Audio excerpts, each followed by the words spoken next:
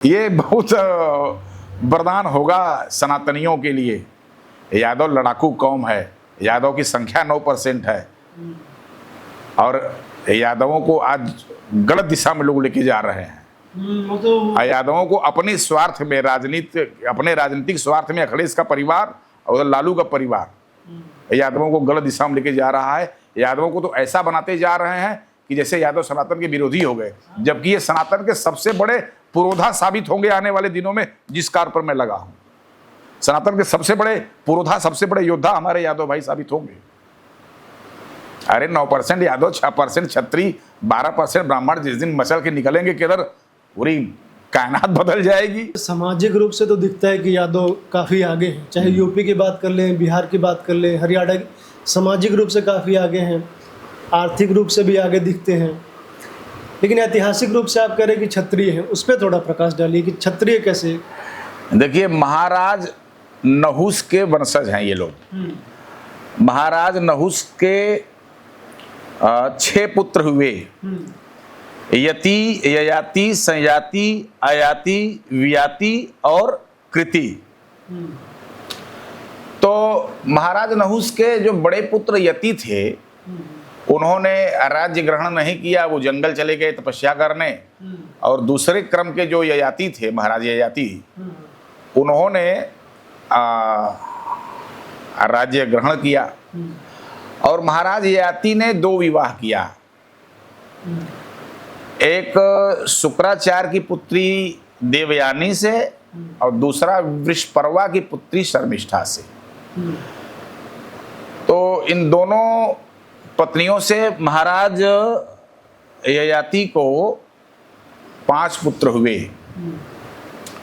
उन 5 पुत्रों में महाराज यदु सबसे बड़े थे। यदु और तुर्वसु देवयानी से हुए थे। ये महाराज यदु सबसे बड़े थे और शर्मिष्ठा से द्रह्यु, अनु और पुरु हुए थे। तो चूंकि ययाति के सबसे बड़े पुत्र महाराज यदु थे, तो यदु महाराज को राजा बनाया गया। और महाराज यदु जो है इतने प्रतापी राजा हुए, इतने बड़े धर्मात्मा थे, इतने प्रतापी थे कि क्षत्रियों की वहीं से एक पृथक वंश परंपरा चली। और उसी महान वंश परंपरा में हम सनातनियों के परम आराध्य प्रभु श्री कृष्ण ने अवतार ग्रहण किया। यदुवंशी थे, यदुवंशी क्षत्रिय थे।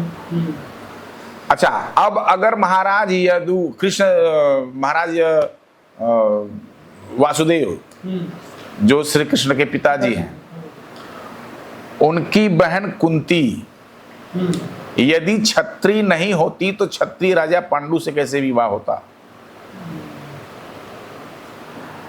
इतना ही नहीं, आप देखेंगे श्रीमद् भगवत गीता में एक श्लोक है, जब अर्जुन श्री कृष्ण की स्तुति करते हैं तो कई श्लोकों में स्तुति, मैंने एक श्लोक यहाँ उद्धृत किया है, सखेति मत्वा प्रसभम यदुक्तम, हे कृष्ण हे यादव हे सखेति। अर्जुन ने श्री कृष्ण को हे यादव हे सखेति कह करके संबोधित किया है। और हमारे यहाँ यादव भाई जो है श्री कृष्ण को अपना पूर्वज मानते भी हैं और वो सत्य है। और श्रीमद् भगवत गीता जो है, जो हम सनातनियों का ऑथेंटिक ग्रंथ है, जिसे कानून भी मानता है। कानून में श्रीमद् भगवत गीता की ही साक्ष्य दिया जाता है, उसी की गवाही होती है। तो सबसे ऑथेंटिक ग्रंथ हमारा धर्म ग्रंथ श्रीमद् भगवत गीता है। उसमें श्री कृष्ण को यादव कह करके अर्जुन संबोधित करते हैं। और उन्हीं श्री कृष्ण के वंशज हैं हमारे यादव भाई, जिनकी महान वंश परंपरा है। तो ये क्षत्रिय हैं, यदुवंशी क्षत्रिय हैं। यदुवंशी क्षत्रियों को आपने पिछड़ा वर्ग की सूची में रख करके तो उनका उपहास ही किया है। ये समझ में नहीं आता है कि क्षत्रिय हैं, फिर धीरे धीरे ये मतलब पिछड़े कैसे हो गए कि ओबीसी लिस्ट में इन्हें डालना पड़ा। अब तो फिर खैर मुख्यमंत्री भी काफी हो गए और भाई बड़ा प्रभाव है बिहार यूपी में। तो हमेशा से प्रभाव रहा है, यदुवंशियों का हमेशा से प्रभाव रहा है। ये पिछड़ा तो राजनीतिक रूप से इनको पिछड़ा का नाम दिया गया ना। जैसे जैसे मराठे आंदोलन कर रहे कि हमें पिछड़े में डाल दो, जाट कह रहे हैं, उसी प्रकार से ना बस। हम मराठे भी तो उस समय मुलायम सिंह यादव जी मुख्यमंत्री थे, अपना व्यवस्था बिहार में लालू जी का व्यवस्था सब चल रहा था। जैसे आप यादवों में बता रहे कि वो क्षत्रिय थे, उनका पूरा वंश परंपरा आप बता रहे हैं, ऐसे तो राजभर समाज का भी आता है। भाई देखिए, राजभर राजा थे। नहीं तो सुनिए, तो राजभरों के साथ बहुत बड़ी ट्रेजेडी हो गई ना। राजभर छत्री तो मौर्य भी छत्री हैं, मौर्य वंशी छत्री हैं, चौहान छत्री हैं, पटेल छत्री हैं, राजभर छत्री हैं, नागवंशी छत्री राजभर हैं। राजभरों के साथ ये हो गया ट्रेजेडी कि राजभर बिरादरी 1905 में अंग्रेजी हुकूमत ने इनको क्रिमिनल ट्राइब, जैसे एससी शेड्यूल ट्राइब होती है शेड्यूल कास्ट में, वैसे इस जाति को क्रिमिनल ट्राइब घोषित कर दिए। अब जिस जाति को सरकार शासन सत्ता अगर क्रिमिनल घोषित कर रहे तो वो जाति अस्थिर कहाँ रह पाएगी? वो तो भगे, तो खाने के लाले पड़ गए, न घर न अस्थिर रह पाए, न घर बना पाए, न शिक्षा ले पाए। वो लड़े भिड़े, लड़ते गए भागते गए, लड़ते गए भागते गए, उनका तो पूरा सब नष्ट हो गया। इस राजभर बिरादरी का तो पूरा सब व्यवस्था नष्ट हो गया। अब हमारी योगी जी की सरकार ने इन चीज़ों को सोचा है, समझा है, विचार किया है। अब हमारे राजभर बिंद बिहार जो जातियां और हैं जिनको लाभ नहीं मिला है उनको लाभ मिलेगा, बस खाली यादव जी को निकल जाने दीजिए। अंग्रेजों ने तो बहुत जातियों के साथ ऐसा किया भाई, ये 9% गुज्जरों के साथ भी ऐसा किया। हाँ, लड़ाकू होते हैं गुज्जर या राजभर भी लड़ाकू कौम थी, राजभर भी लड़ाकू कौम थी, अंग्रेजों के नियंत्रण में नहीं आ रही थी राजभर। नमस्कार, बहुत स्वागत है आप सभी का प्यारा भारत पर। जातियों को लेके भारत की राजनीति में तूफान मचा हुआ है।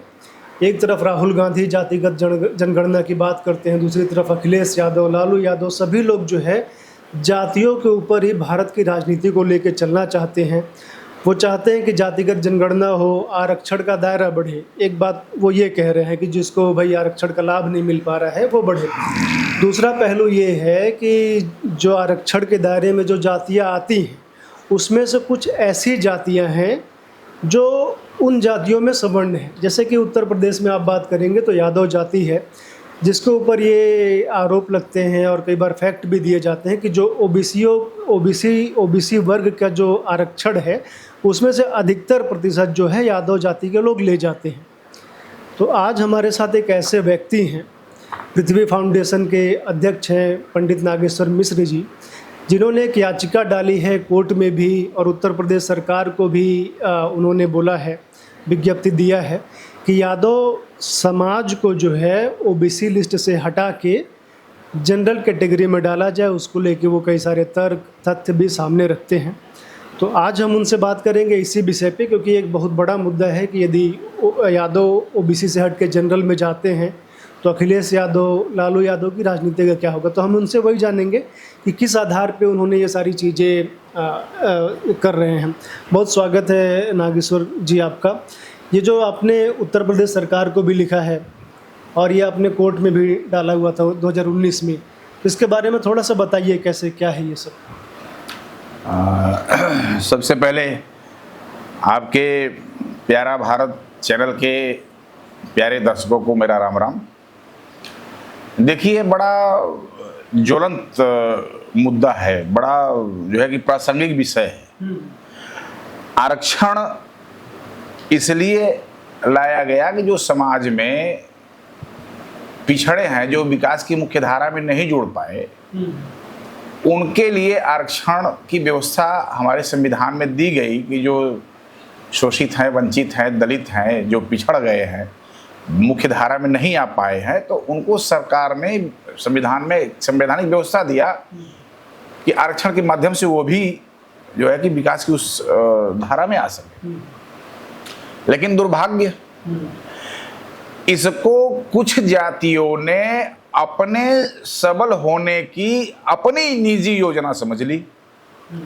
परिणाम यह हुआ कि पिछड़ों में से 20% लोग डेवलप हुए, बाकी 80% आज भी पिछड़े ही रह गए। और इसी तरह से अनुसूचित जाति में भी यही हुआ।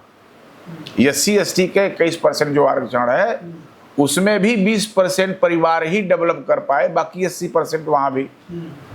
तो SC/ST का तो छोड़िए, अभी मैं पिछड़े वर्ग के आरक्षण पर मैं वर्क कर रहा हूँ विगत 5 वर्षों से। 2019 से जब हमने समाचार पत्रों में यह पढ़ा, ये दैनिक जागरण की खबर है, इसमें लिखा था पिछड़ों के आरक्षण में बंटवारे का सरकार चल सकती है दाम। तो जब मैंने कब का है? 19 का। ये फरवरी 2019 का है, ये दैनिक जागरण का है। तो जब मैंने ये पढ़ा तो मुझे बड़ा आश्चर्य हुआ कि इससे तो कोई लाभ होने वाला नहीं है। और आज आप देखिए, जो हमारे पिछड़ों के मसीहा बनते हैं अखिलेश यादव जी,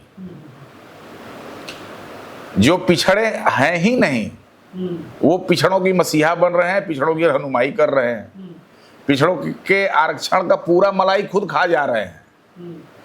तो मुझे लगा कि नहीं, इस पर कुछ काम करना चाहिए।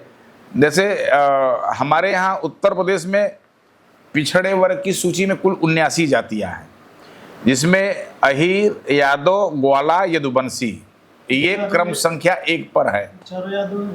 हाँ, और ये यदुवंशी क्षत्रिय हैं भाई। इनको अच्छा, आरक्षण का निर्धारण कैसे होगा, पिछड़ों के आरक्षण का निर्धारण कैसे होगा, पहले तो हम इस पर बात करते हैं। संविधान में 2 बातें कही गई हैं। पहला, आर्थिक, सामाजिक, शैक्षिक रूप से पिछड़ा हो। दूसरा, राज्याधीन सेवाओं में पर्याप्त प्रतिनिधित्व न मिल सका हो। यह संविधान में है। लेकिन पर्याप्त प्रतिनिधित्व का प्रतिशत क्या हो, यह व्याख्या नहीं की गई। आर्थिक, शैक्षिक रूप से जो पिछड़े हैं, कितना पिछड़े हैं, यह व्याख्या नहीं की गई, कोई परिभाषा नहीं दिया गया। लेकिन 1969 में माननीय सर्वोच्च न्यायालय ने बालाजी के मामले में एक मुकदमे की सुनवाई करते हुए यह जो निर्णय दिया, उस निर्णय में जो बातें आई, मैंने अभी आपको इस संविधान की इस किताब में मैंने आपको पढ़ाया, वो ऑर्डर इसमें मेंशन है। भारत का संविधान है ये ना? हाँ जी जी। तो ये विधि के विद्यार्थियों को पढ़ दीजिए। हाँ, तो मैं वही जो है आपको पढ़ के सुनाना चाहता हूँ कि देखिए इसमें आरक्षण के लिए क्या व्यवस्था निर्धारित किया गया था। अनुच्छेद 16(4) 2 शर्तों को लागू करता है। पहला, वर्ग पिछड़ा हो अर्थात सामाजिक और शैक्षिक दृष्टि से। दूसरा, उसे राज्याधीन पदों पर पर्याप्त प्रतिनिधित्व न मिल सका हो। ये तो अनुच्छेद 16(4) कहता है, लेकिन इसमें पर्याप्त प्रतिनिधित्व की परिभाषा नहीं है और क्या परसेंटेज होना चाहिए, ये नहीं है। लेकिन बालाजी के मामले में जब निर्णय आया तो माननीय सर्वोच्च न्यायालय ने यह निर्णय दिया था, कहा था कि केवल जाति के को पिछड़ेपन के निर्धारण की कसौटी नहीं बनाया जा सकता। यानी कोई जात से ही अगर पिछड़ा है तो केवल जात के नाम पर उसको पिछड़ा मान लिया जाए, यह नहीं है। उन्होंने कहा कि इसके लिए गरीबी, ऐसा जन्म स्थान, सामाजिक विचारधारा, आर्थिक उन्नति के साधन, शिक्षात्मक प्रगति आदि सभी बातों पर विचार किया जाना चाहिए। और आगे माननीय सर्वोच्च न्यायालय यह भी कह रही है कि कोई विशेष जाति पिछड़े वर्ग की सूची में आ सकता है यदि उस जात के 90% लोग सामाजिक, आर्थिक और शैक्षिक रूप से पिछड़े हों। यही परिभाषा मिल गया कि 90% जिस समाज के लोग पिछड़े हों वो आएंगे। ये माननीय सर्वोच्च न्यायालय के इस आर्डर से मिला परिभाषा कि जो 90% जो जाति पिछड़ी है आर्थिक, शैक्षिक और सामाजिक रूप से, वो पिछड़ा है। अब अगर यह देखेंगे तो आज यादव जात, जो यादव, ग्वाला, अहीर, यदुवंशी, ये लोग जो हैं, ये 90% पिछड़े नहीं, 100% डेवलप है। आज यादव बंधु हर क्षेत्र में हैं। अरे क्रिकेट खेलने लगे, फिल्म बनाने लगे भाई। अब तो यादव क्रिकेट खेल रहे हैं। तो आर्थिक, शैक्षिक, सामाजिक रूप से, अच्छा इनका सामाजिक रूप से देखिए, अब बिहार चले जाइए या अपने वाराणसी में ही देख लीजिए, जब सावन के महीने में पहला सोमवार आता है तो हमारे यादव बंधु विशिष्टता के क्रम में, श्रेष्ठता के क्रम में जलाभिषेक करते हैं। सबसे पहले सोमवार को पहले यादव बंधु, इतना सम्मान जिस जाति को हो। और वैसे भी यादव यदुवंशी क्षत्रिय हैं, तो ये जात से भी यदुवंशी क्षत्रिय हैं, आर्थिक, शैक्षिक, सामाजिक रूप से भी बहुत डेवलप हैं। ये तो ओबीसी में आते हैं, क्षत्रिय कैसे हैं? देखिए 1992 से ये पिछड़ी जाति में शामिल हुए, जब मंडल ने, हाँ, और मुलायम सिंह यादव जी की सरकार थी, तो उस समय से ये पिछड़ी जाति में है। उससे पहले जनरल थे। हाँ, उसके पहले ये जनरल थे। है, अभी दिखा देंगे इसमें है कि कब से ये आए हैं। अब इसमें अब परिणाम ये हुआ कि 79 जातियां जो हैं, जो पिछड़े वर्ग में हैं, जैसे नायक है, फकीर है, बंजारा है, रंकी है, मुकेरी है, मुकेरानी है, बढ़ई है, सैफी है, विश्वकर्मा है, पंचाल है, बारी है, बैरागी है, बिंद है, बियार है, भर है, राजभर है, भुर्जी है, भड़भूजा, भटियारा, माली, सैनी, ये सब ये जितनी पिछड़ी जातियां हैं आज जहां की तहां बल्कि और पीछे चली गई।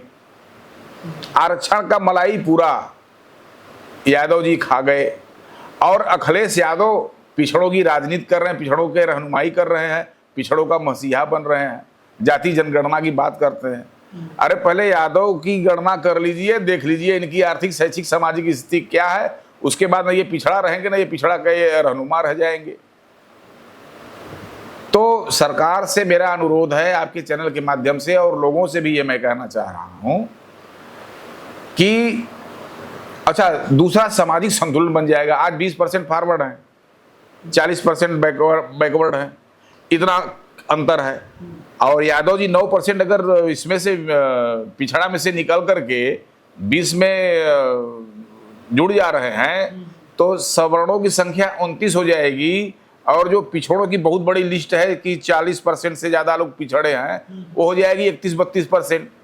तो 29% और 31-32%, तो ये जो गैप है, बहुत बड़ा गैप है, वो गैप जो है कि सामाजिक संतुलन बढ़िया हो जाएगा। नहीं, जैसे सामाजिक रूप से तो दिखता है कि यादव काफ़ी आगे हैं, चाहे यूपी की बात कर लें, बिहार की बात कर लें, हरियाणा की, सामाजिक रूप से काफ़ी आगे हैं, आर्थिक रूप से भी आगे दिखते हैं।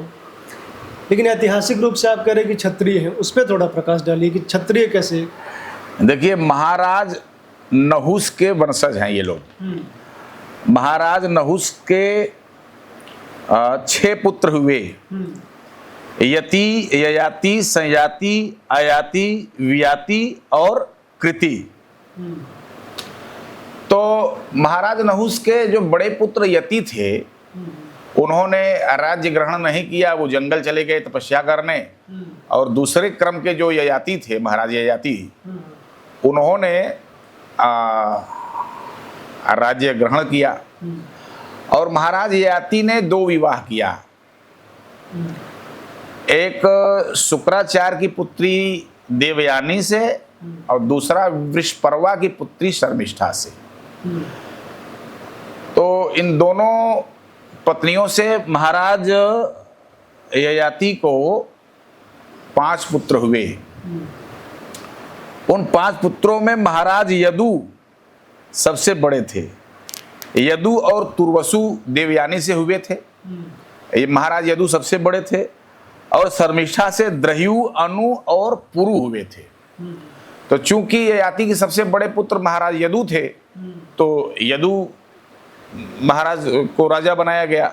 और महाराज यदु जो है इतने प्रतापी राजा हुए, इतने बड़े धर्मात्मा थे, इतने प्रतापी थे कि क्षत्रियों की वहीं से एक पृथक वंश परंपरा चली।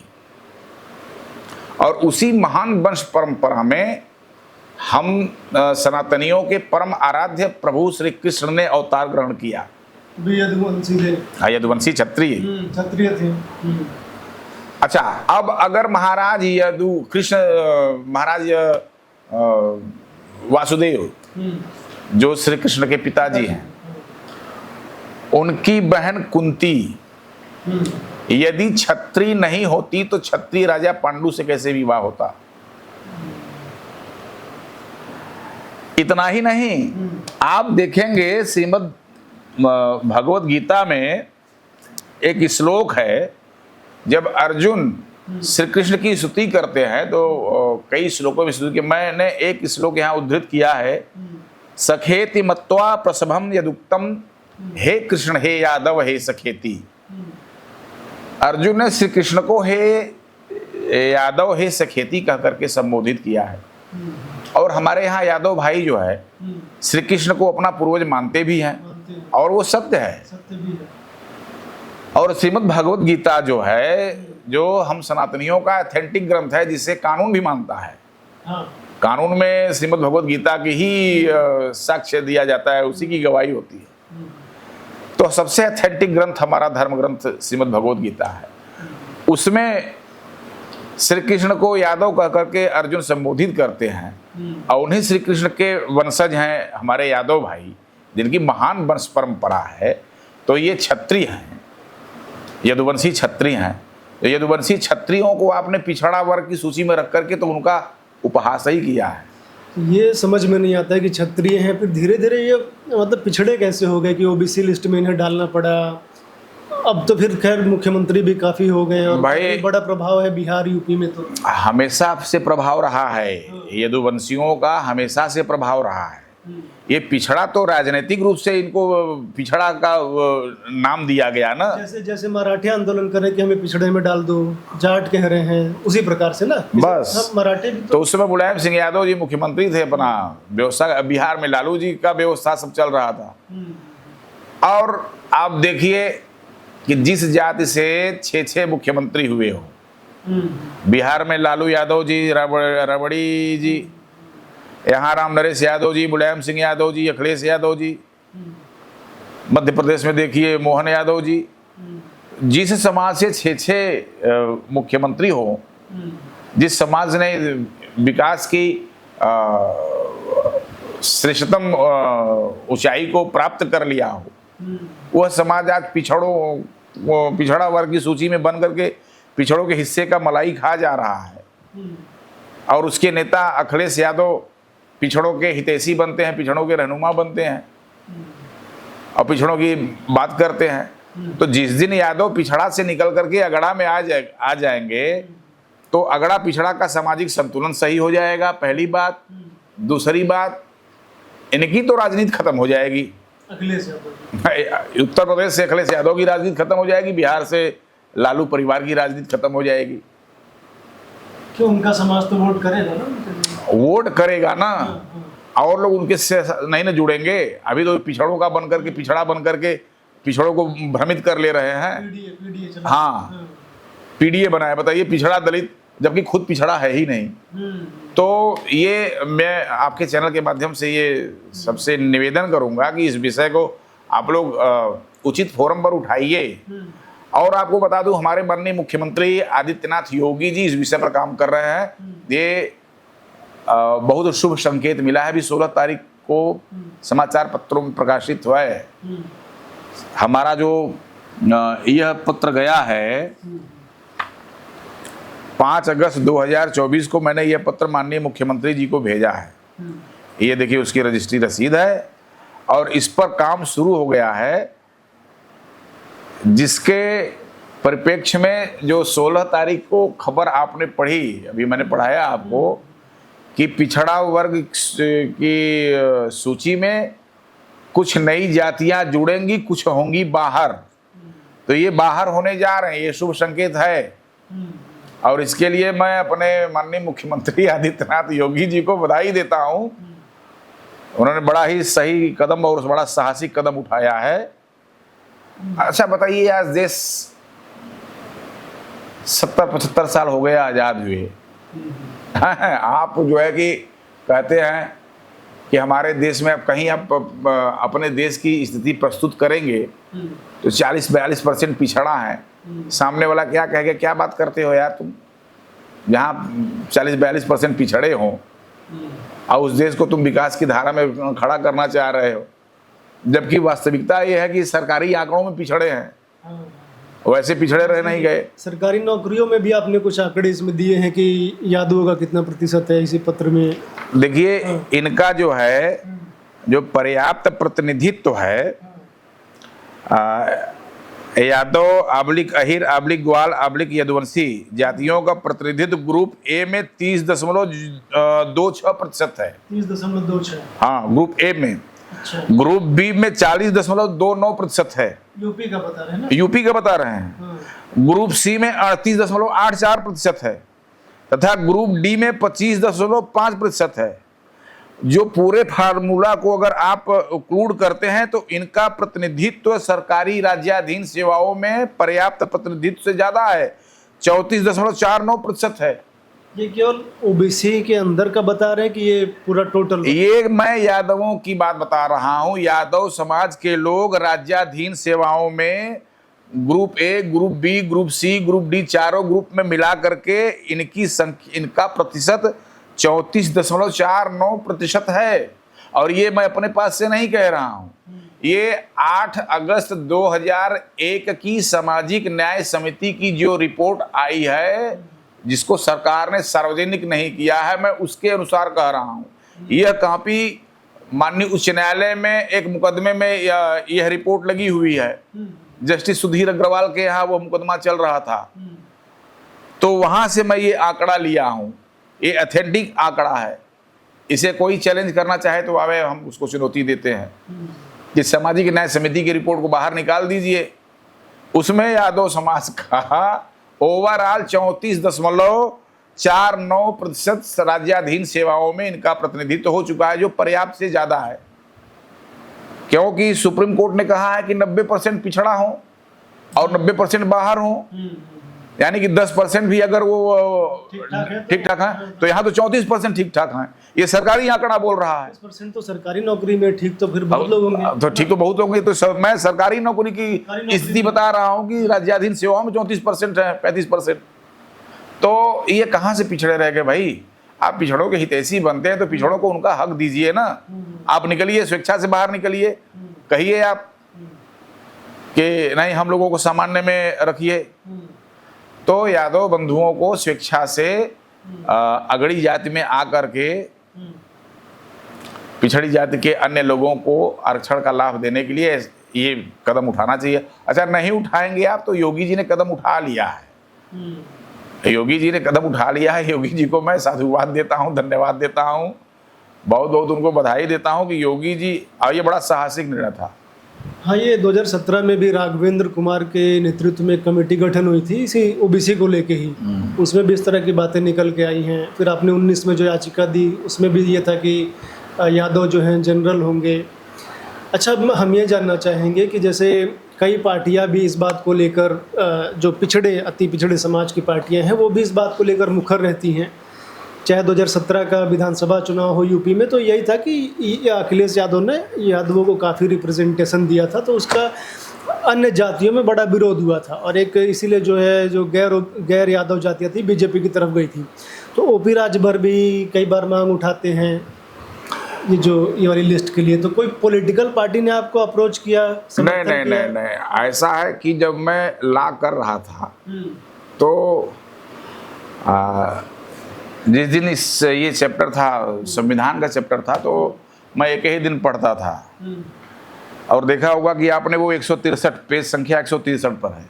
मैं जब वहां तक पढ़ा तो मैंने ला करना छोड़ दिया। हमने कहा बस विषय मुझे मिल गया, मैंने ला छोड़ दिया। और उसमें सुप्रीम कोर्ट का निर्णय है। सुप्रीम कोर्ट ने यह भी कहा है, अरे देखिए वो तो बताना ही भूल गया, सुप्रीम कोर्ट ने आगे क्या कहा इसी निर्णय में कि ऐसा नहीं है कि कोई जाति एक बार पिछड़ा वर्ग की सूची में शामिल हो गई तो वो सदा ही पिछड़ा वर्ग की बनी रहेगी। सरकार को समय समय पर विचार करते रहना चाहिए, और जब उसे यह समाधान हो जाए कि कोई जात विकास के उस स्तर पर पहुंच गई है जहां उसे आरक्षण की आवश्यकता नहीं है, तो उस जात को पिछड़ा वर्ग की सूची से निकाल देना चाहिए। ये माननीय सर्वोच्च न्यायालय का निर्णय 1969 में बालाजी के मामले में है, जो इस ला के बुक में मेंशन किया गया है।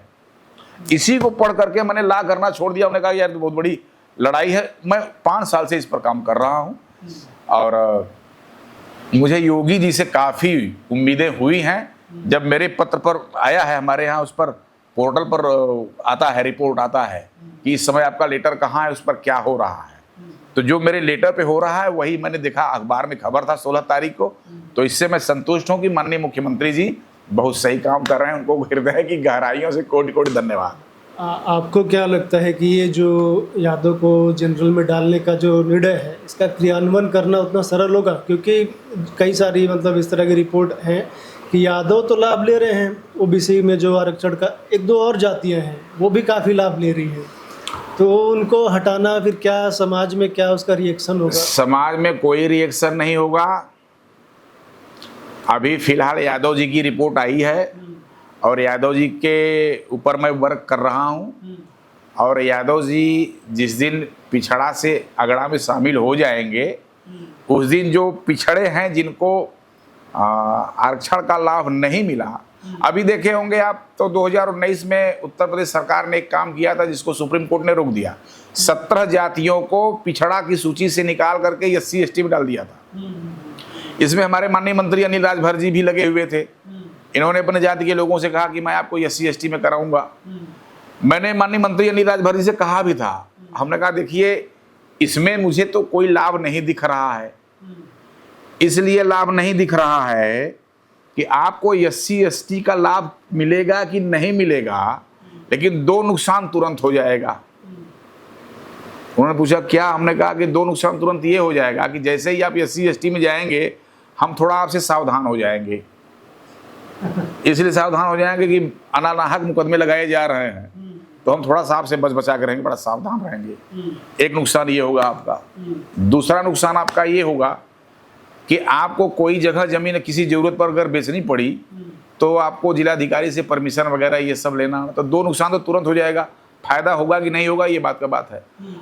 तो माननीय मंत्री जी उस समय पिछड़ा वर्ग के मंत्री थे। हमने कहा कि आप पिछड़ा वर्ग कल्याण मंत्री हैं और आप इस पर काम करिए। मैंने उनको पत्र वगैरह भी दिया था, तो शायद कतिपय कारणों से उस समय नहीं हो पाया, लेकिन आज योगी जी इस काम को कर रहे हैं।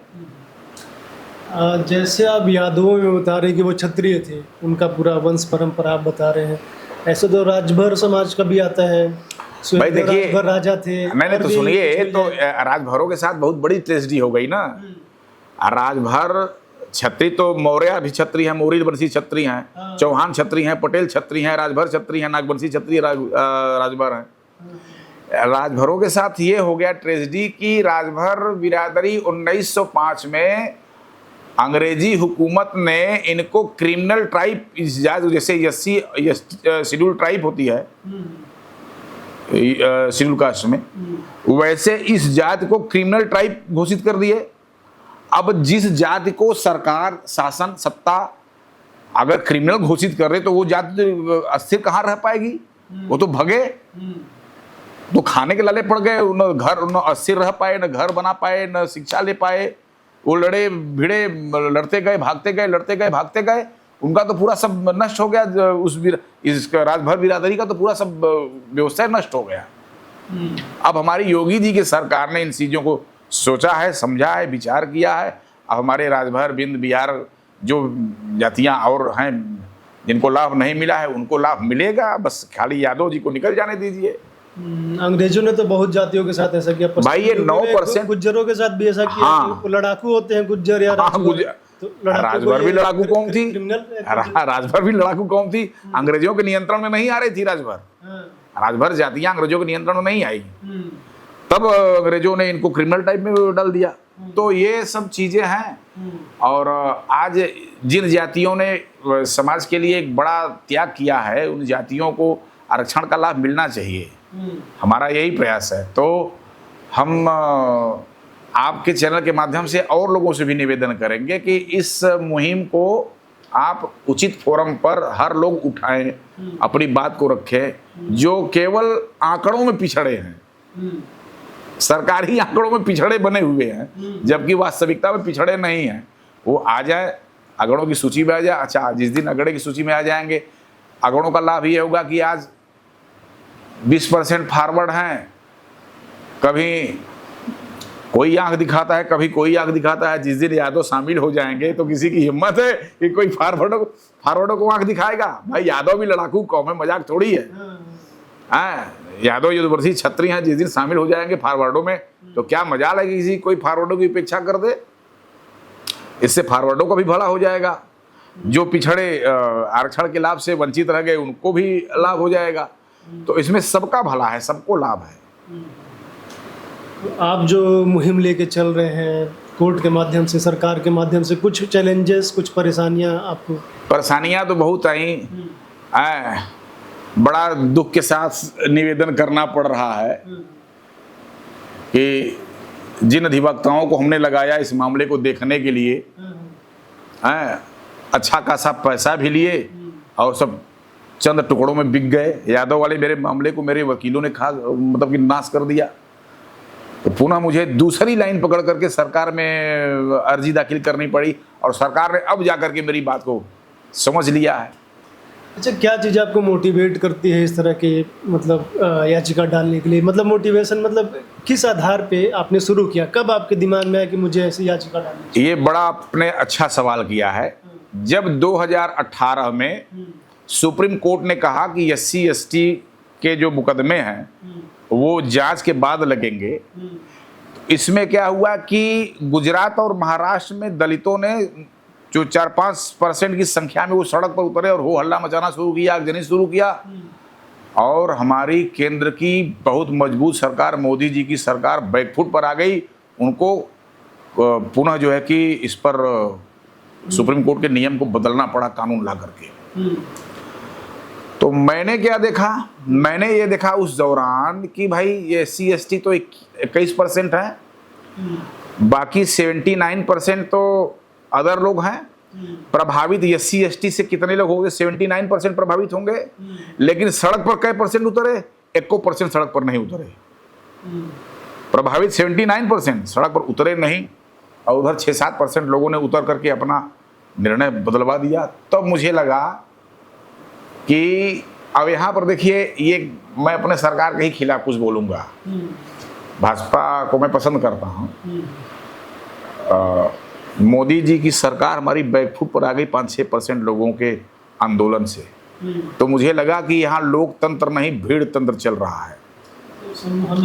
हाँ, तो हमने देखा कि आज फॉरवर्डों की जो दुर्दशा है, इसी कारण दुर्दशा है कि ये अब लड़ना भिड़ना जान नहीं रहे हैं, इनकी संख्या भी कम है। तो जिस दिन यादव इसमें जुड़ जाएंगे, फॉरवर्ड हो जाएंगे, ये सब बात मुझे बतानी नहीं चाहिए पब्लिकली, लेकिन अब मैं खुल के बता रहा हूं कि जिस दिन यादव जुड़ जाएंगे उस दिन राजनीति फिर फॉरवर्डों की राजनीति होगी, देखिएगा आप। और योगी जी को अब ये करना पड़ेगा और योगी जी ये कर रहे हैं। मोदी जी इस चीज को समझे चाहे ना समझे, योगी जी समझ गए हैं। योगी जी साहसिक कदम उठाने जा रहे हैं और यह सबके लिए वरदान होगा।